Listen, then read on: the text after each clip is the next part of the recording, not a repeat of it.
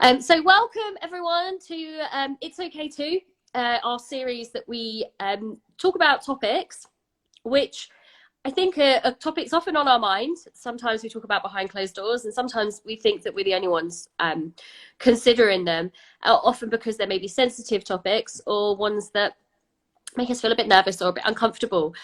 So for those of you that haven't come onto this series before, just the background to it, like all of the best ideas, it came about at lunch. So myself from Empower Development, Lara from ISC, and Tenny from LTL were having our first lunch together, actually, post-COVID, a little while back.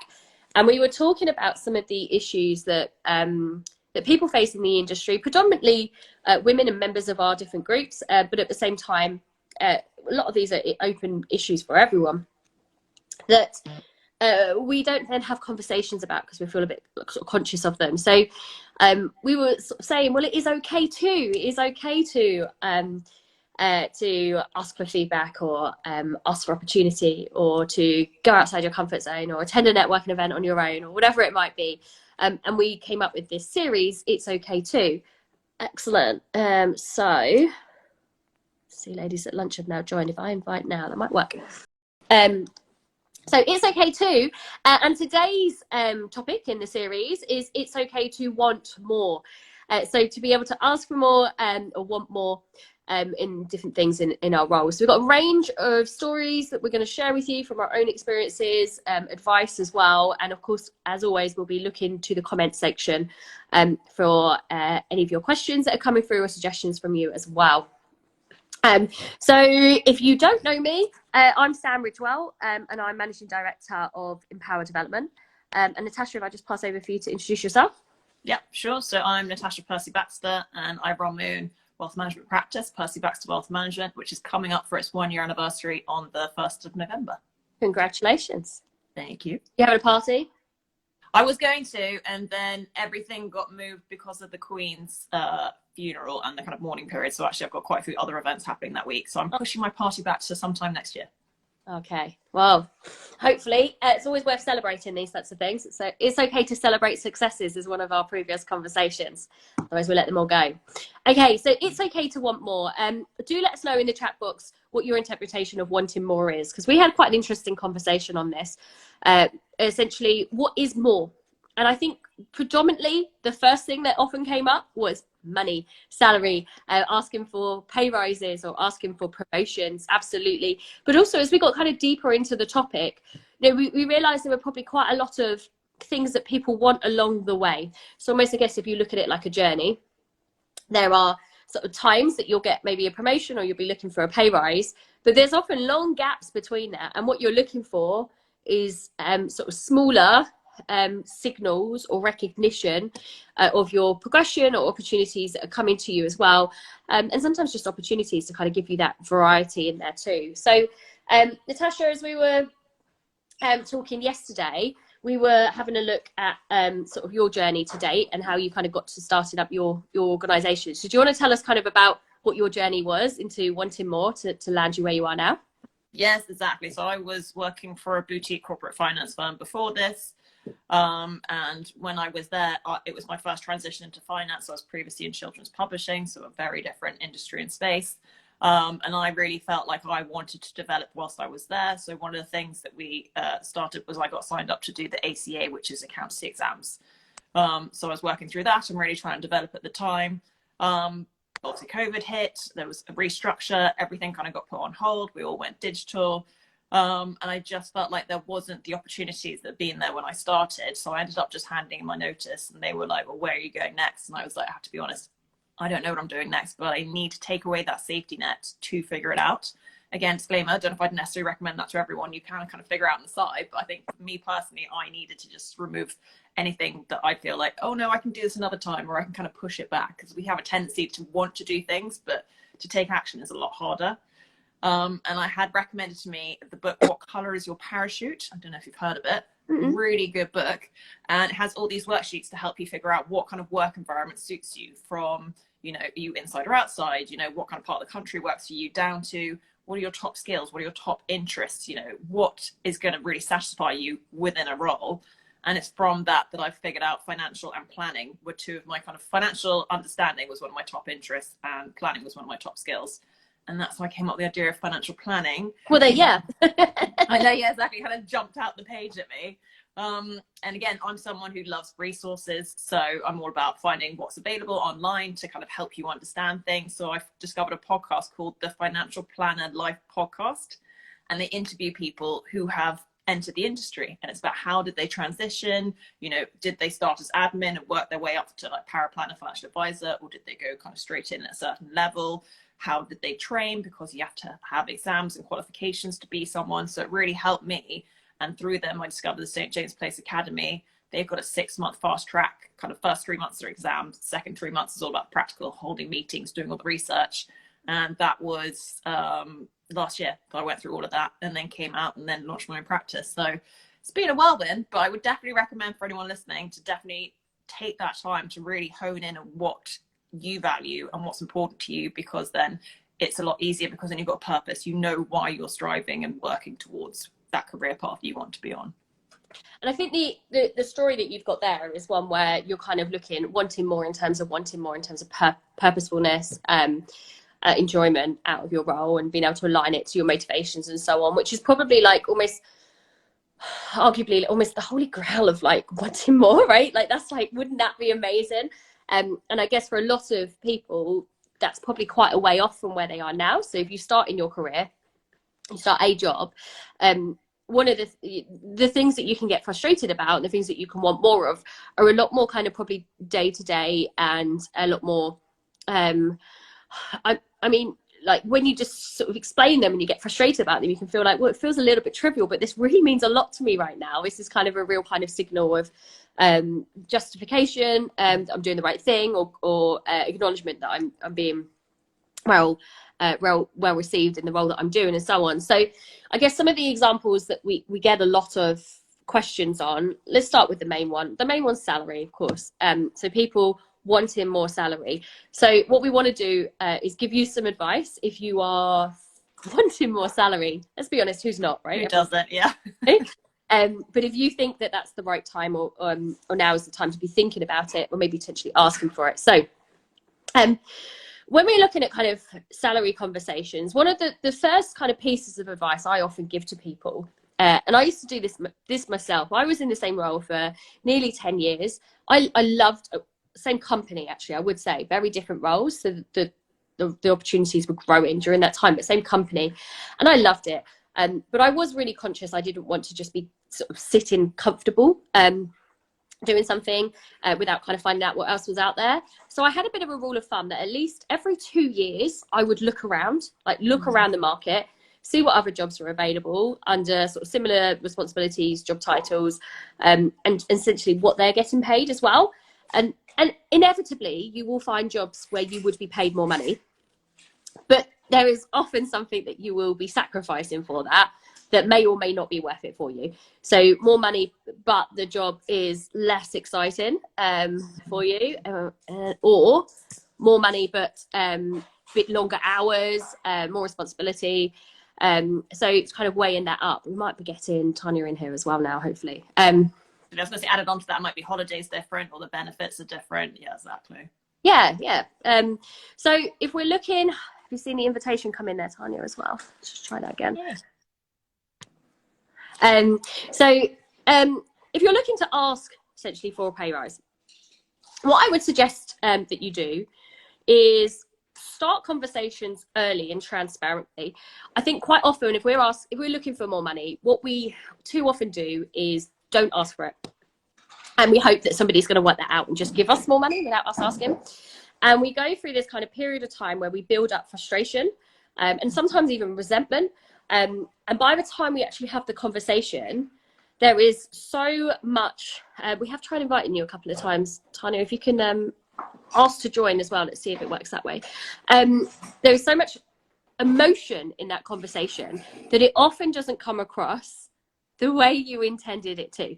Kind of top tip is to have these conversations regularly around progression, not always just about money, but so that when you are actually at the point that you're asking, you don't feel like you've got so much to lose. And Okay. the two things I'd add into that is, one is I think it's really good when from day one when you start working is to have a folder either kind of on your desktop or via your email, so you can start saving all your achievements. Hello. Welcome.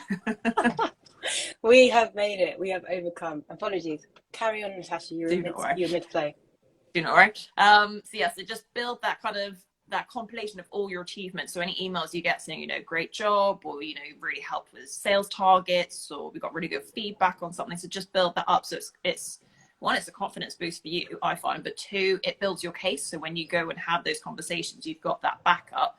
And the other aspect I'd say is always add tax to whatever you're asking for, because I think we think of a figure and we're like, great, I'll take that home. You don't take into account, well, you've probably got, you know, income tax, national insurance contributions, pension deductions, student loan payments. So it's making sure that actually what you're asking for is what you hope to get at the end of the day, not that's the gross figure. And actually, when you get to the net figure, it's actually quite a bit less. So always add tax. Great point. Tania, do you want to now you're here? Do I want to introduce myself? Yes, thank you. Hello, everyone. Apologies, a couple of technical difficulties for me. My name is Tania Creavalle, and I've just started. I'm on day 12 of a new role, which is super exciting. And yeah, I'm really excited to be a part of this live and represent Ladies at Lunch. Now, when we were sort of talking ahead of this conversation, you gave a really lovely analogy of kind of the pre-journey to get into where you are now. I'm not going to steal the word because I love it. I'm going to let you share your kind of where you are now. If you want to tell everyone essentially what you recommend in terms of thinking early on. Yeah, happy to. So I think for me, when I thought about it's okay to want more, I was really thinking about, well, what does more actually mean? Is there was a sense for me around more being this having a sense of unattainability to it, because you can always want more. There's always something more that you can go for. And what I really feel at the moment is that for me, I feel like I'm in this kind of season of harvest, which is a great time of the year to be in this season. It's good for grapes. It's amazing. And I feel that because of some of the work that I've been doing towards the beginning of this year, specifically working with a coach to really, for me, understand what's important to me, what do I want, what makes me happy, and then actually slowly but surely then making small changes within my life and in my circumstances that then were in alignment with what I really wanted. And that for me is my more. And, you know, externally, yeah, I've just started a new job. I'm really excited about it. I'm excited about the company and what we're building. But the kind of happiness that I currently have started out from keeping small promises to myself, like I will get up early tomorrow morning and I will go to the gym. And then the next day you're like, oh, I did that. And you just keep going. It doesn't mean that you have to quit your job tomorrow and say, I want more. It actually, for me, has meant something slightly different that started off small. And I'm really reaping the benefits of that right now, I feel. So yeah, that was kind of what I was touching on yesterday. Yeah. So I'm hearing essentially we can identify this kind of big goal that we want, often a tangible goal that we look to.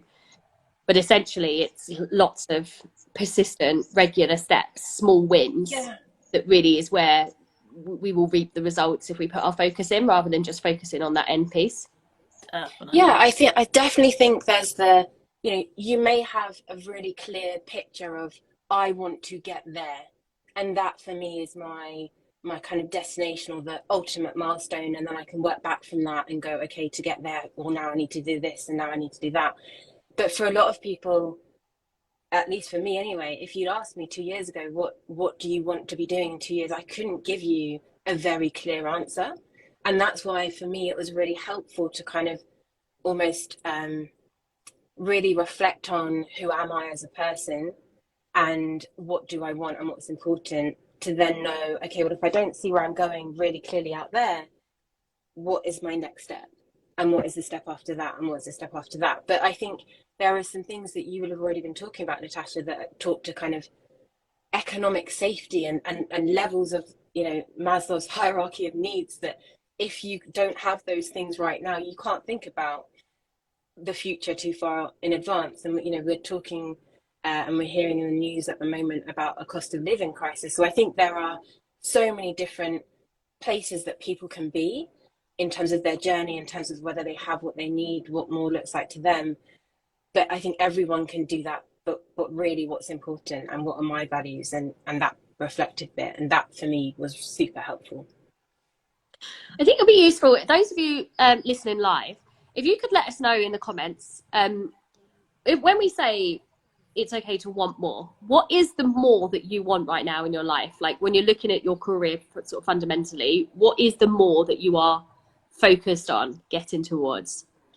And kind of get a bit of a poll from you as to what you're thinking there. I was going to jump on what Tania was saying there just quickly as well, the idea of the kind of the economic side of things as well as professionally being like, okay, I know where I'm going and I want to work towards it. Obviously, we're going through quite a volatile period. There's been quite a lot of things happening, even in the 2020s, let alone the last couple of weeks and months. And I think one of the best things is having what I've kind of started calling as a thank goodness fund.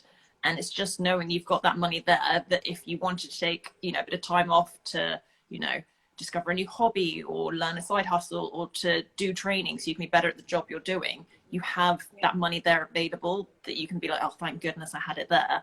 It gives you those options. And I think, yes, having that kind of economical support for yourself, that you can do what you need to do to reach that stage where you can have more in your life. Yeah, we're getting some nice examples coming through. If we come back, I think with the salary piece, just to build on what you were saying, Natasha, around asking for a pay rise, some of the, I guess, practical questions that I recommend when you go into this conversation. So if you go into a conversation with your manager, you've got to, whenever you're having a conversation, particularly a difficult one, it's worth thinking about what is the other person's kind of position, intentions out of that conversation first. And then that helps you kind of put things through in a message that will be well received for them. And often when we go to our manager and we're asking for a pay rise, the truth is that they aren't the one who can say yes or no, right? They're going to need to get their managers to agree, and probably their manager's manager, and then go to HR, who's going to have to benchmark. So the manager's sat in this meeting with you, probably an employee that they really value and they really want to keep happy. And you are often quite frustrated asking them for more money, and all they want to do is say yes, but they can't. So it's worth kind of thinking about the conversation in a way that it comes across collaborative with them. So you're not making it feel like me versus them. And if they don't say yes, essentially they're not on my side. So I recommend starting with like stating your intentions, and essentially almost stroking the ego a little bit.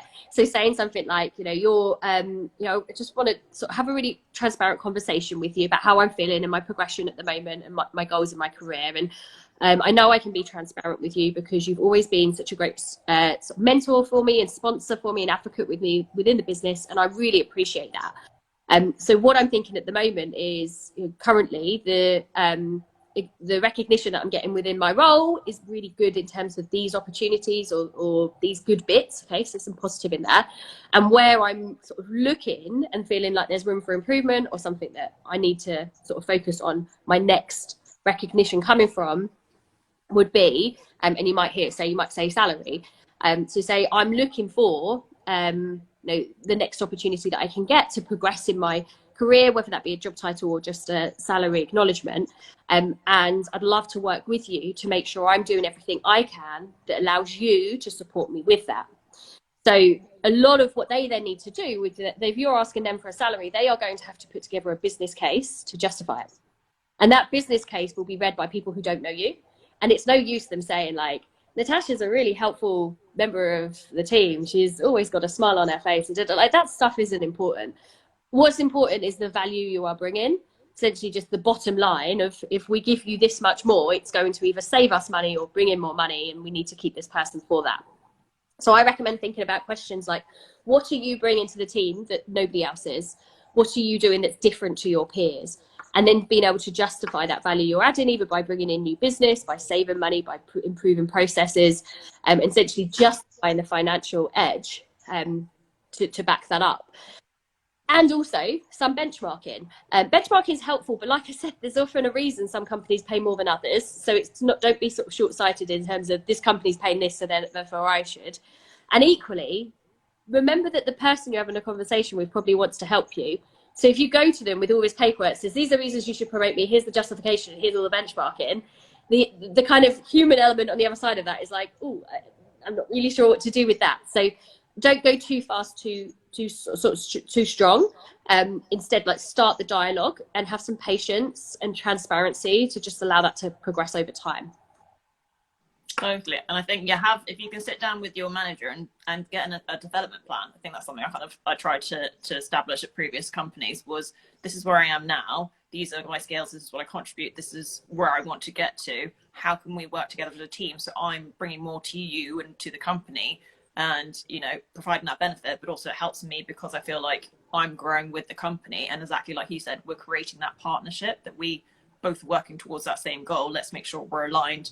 And it's also having things like a timeline. I think that really helps because you can have kind of the steps, as we said before, of like, right, I'm working towards this and this. But if you say in, you know, the next couple of months or by the end of this year or by the end of this tax year, it's really helpful to have, you know, SMART goals as such, so you know exactly what the two of you are working towards. I completely agree with that. I think what I love about the kind of plan element, which really works really well for people who already have a clear idea about where they're trying to go, is that you can actually, to a certain extent, depending on the relationship that you have with your manager, actually go, this is my plan. Let's look at it together. Do you agree with it? Do you agree with the timelines? And actually get them on side really early. So to your point, Sam, it's not like you're bursting with this really heavy feeling of, I really need this pay rise and this meeting has to go really well, otherwise X, Y, Z. Because actually it's a much longer conversation, and a conversation that you can more naturally revisit, and it's not going to be a surprise. And to your point, Natasha, especially if you make specific timeframes around it, whether that's knowing your company's performance management cycle, or whether it's your personal goals that you have for your life, or whatever, then you can start warming them up almost ahead of the time that you want to have this meeting, and get to that point where you both agree on that time frame. Totally. Yeah. I'm just looking back to our notes on the conversation we had in advance of this. Were there other examples of, other than money, what kind of opportunities have you had that you've asked for where maybe somebody said yes or said no in the past?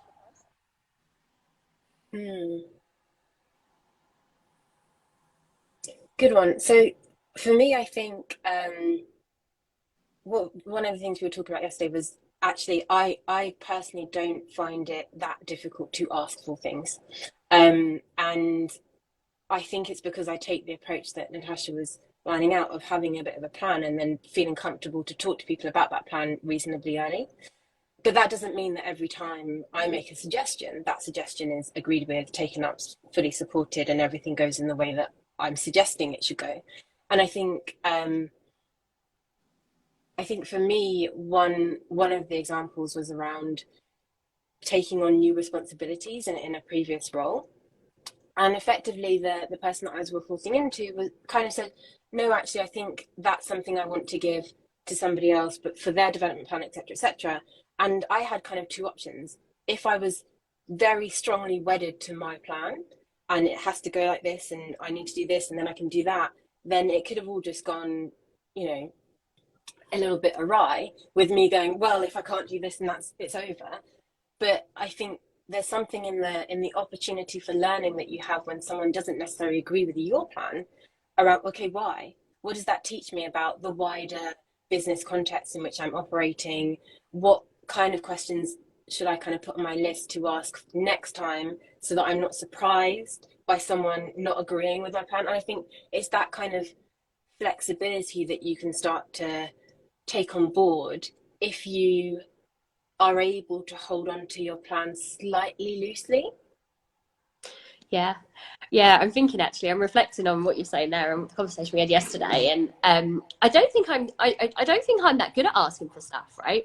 Because I haven't been told no very often, and in fact, there's one time I was told no, and I was literally like, oh, I'm not in the right job anymore, right? Like, if someone's telling me no, like, what am I doing? And I think the reason for that is that by the time I asked, I'd almost always made sure that everything was so well justified, the answer had to be yes. And I think that probably tells me I don't ask for things enough, because I'm not getting no's. So So yeah, so I guess and I know I'm not very good at asking for Or things. maybe you're very good at asking, and that's why you're not getting those. I think I'm probably good at knowing when the answer will be yes, so I ask, and I'm probably not good at asking if I think the answer might be no.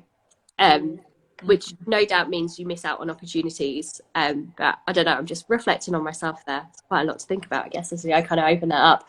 But one of the things that I was always really keen to get, that I had to really try and think carefully about getting, was business travel. Now, I used to, before I had kids, love travel, love international travel, and working in HR, it wasn't kind of the given department that got the most exciting trips. Yeah, I was able to get myself to a point where I was going to Dubai every 6 months, got to go to Brazil, got to go around Europe. And that was about asking, but again, setting it up so that I already had the stakeholders on board, the offices, the local offices on board, the justification of what we were going to do, and so on. So it was kind of hard for somebody to say no by the time they did.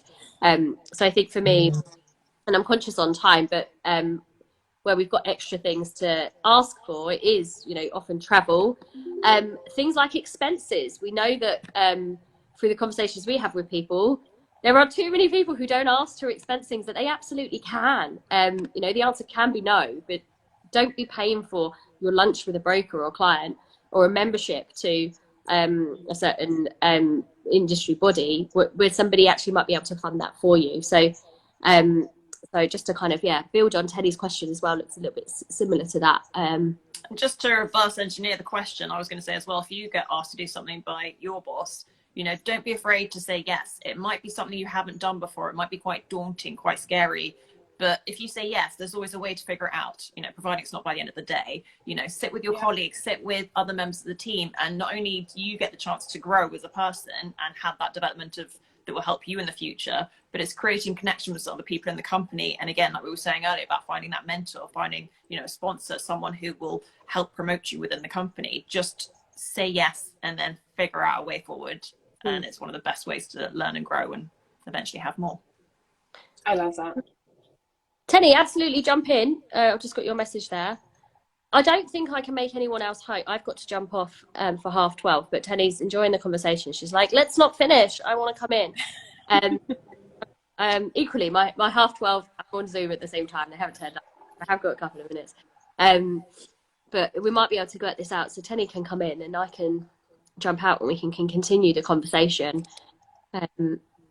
Quick thing I'd add in, I guess, while you're doing the technical side of things, is the importance of having a vision board, I'd say.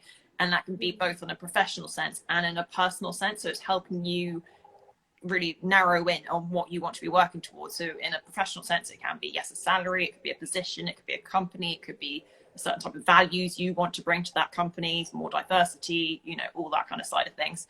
And then on a personal side, it could be like, hello.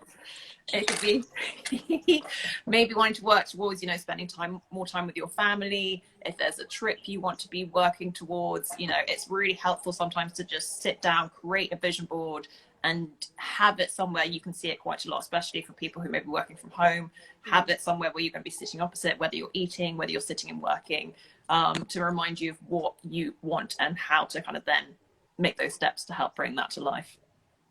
I love that point. And it made me really conscious actually of, yes, definitely envision those things and then commit them somewhere, that rather than just think about them and then go, yeah, I remember that, because you won't remember it in the same way. But then also there's a accountability step that I think can be super duper helpful, which is then sharing that with somebody that you trust. And I think that a few things can happen from that. So you get a sense of, I've told someone else knows about my plan, and now I'm accountable to delivering on it, which is amazing.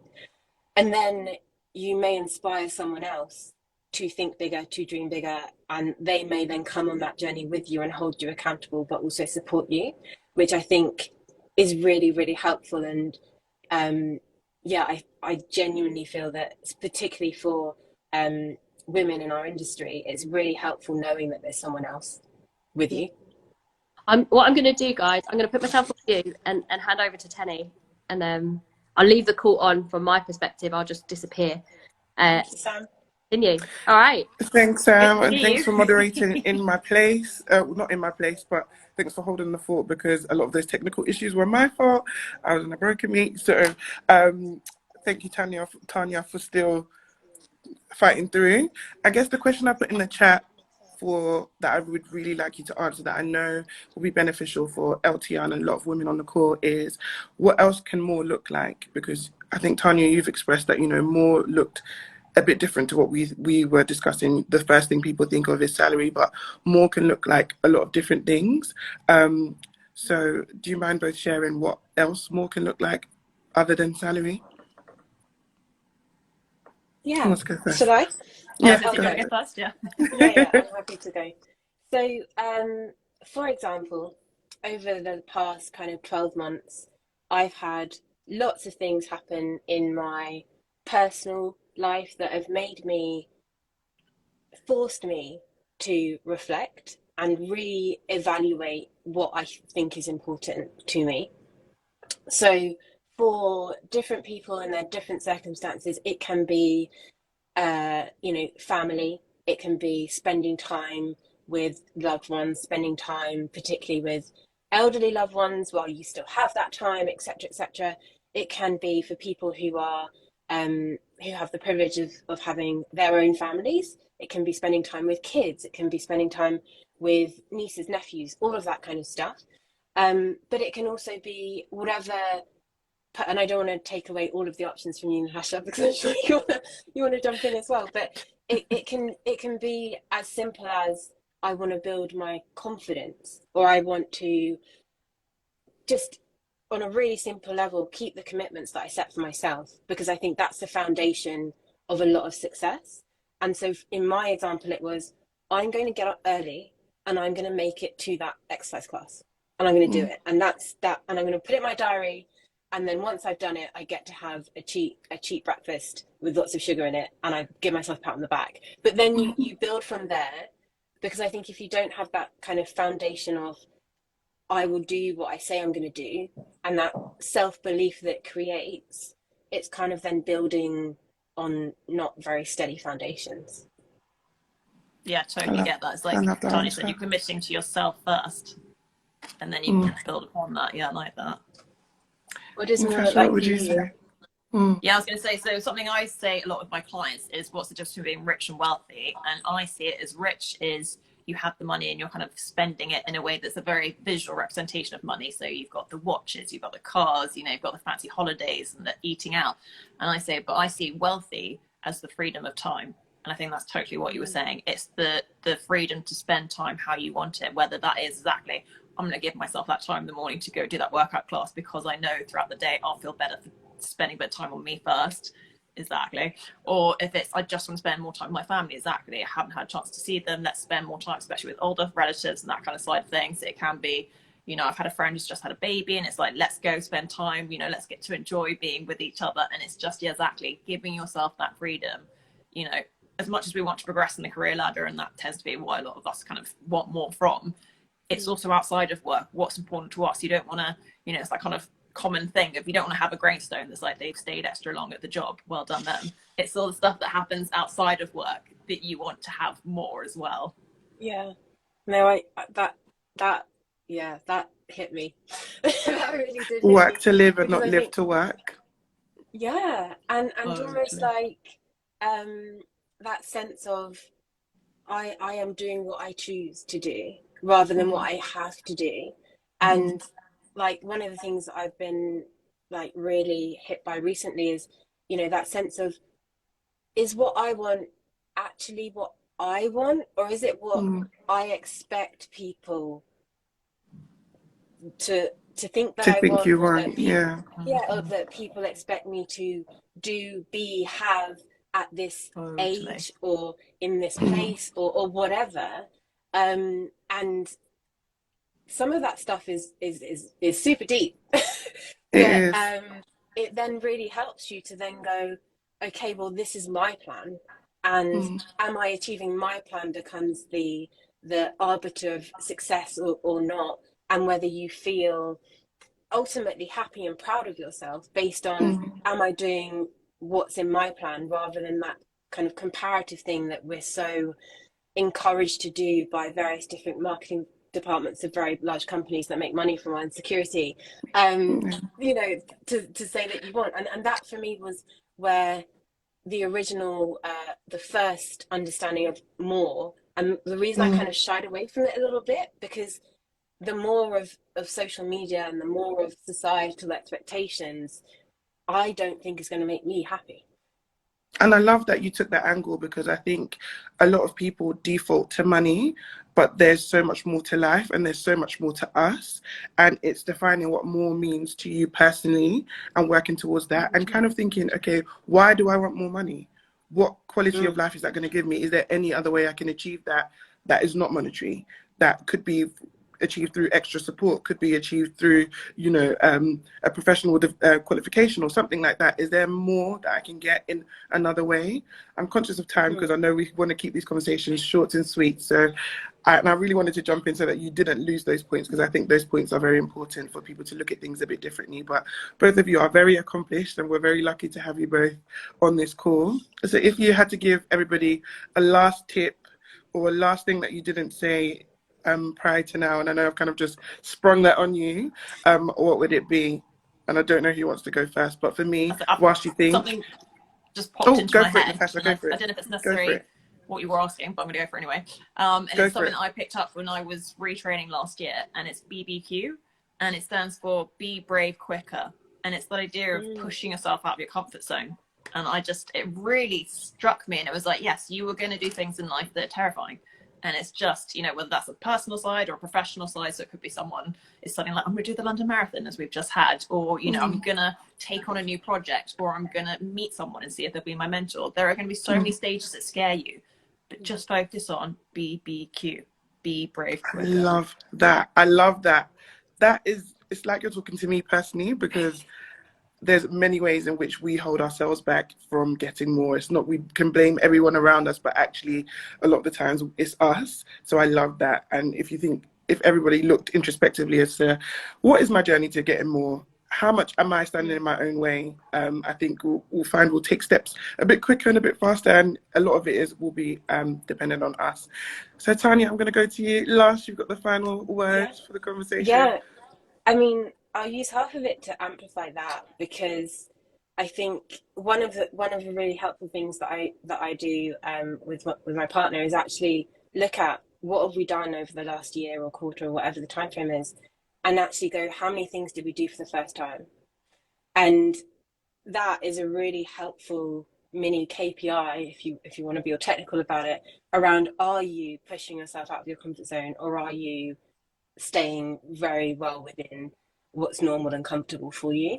But I think in terms of what I would like to leave this live with, I guess it's the question of how much is enough for you.